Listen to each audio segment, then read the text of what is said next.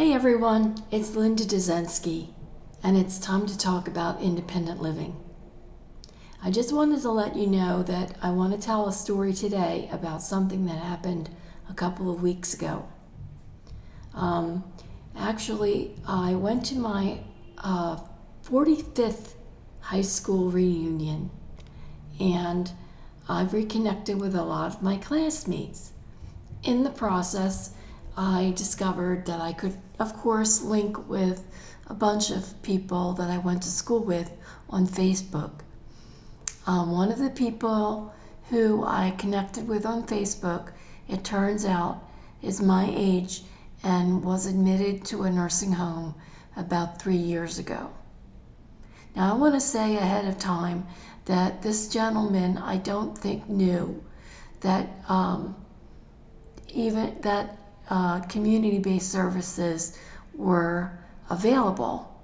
I don't really believe that able-bodied people know anything at all about our services until they either have contact with someone in their lives who has a disability, or sometimes, of course, people with disabilities develop a sickness or an accident that leads them to have the disability experience.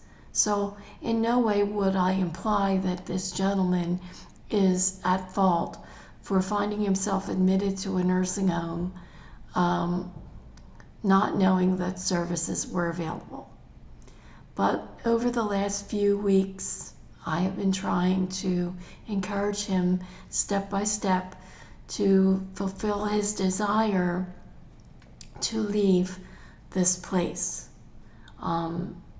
And I am realizing that it's a unique opportunity to gain an insight as to how someone who found himself in a vulnerable position and probably admitted to a hospital in terrible pain just chose to believe that his only alternative at the time was to be admitted to a nursing home. And I don't for a moment believe that the nursing home is invested in trying to help him get out. And I also don't believe that the hospital would have done anything to help him, because they were probably looking for the fastest way to empty the bed. So they found a place where they could literally transfer him, and that was the end of the story.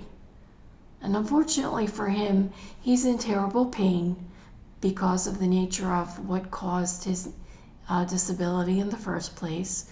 And they've put him in a chair that belongs to the nursing home, even though he has a power chair that had to go into storage when he ended up in the nursing home.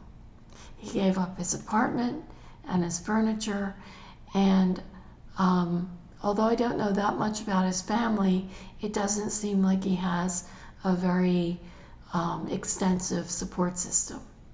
So I tell this story not knowing where it's going to go or how it's going to end, just to remind people that if you are not an individual with a disability, please know that there are alternatives to nursing home placement if you find yourself in a hospital. And if you do have an individual with a disability in your life, you need to understand that a nursing home is probably the last place that an individual with a disability wants to end up. So be aware that services are available and start talking about it.